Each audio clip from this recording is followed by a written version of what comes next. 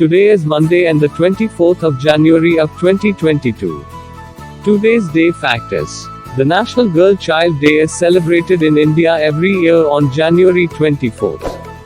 The Ministry of Women and Child Development, Government of India initiated this celebration in 2008.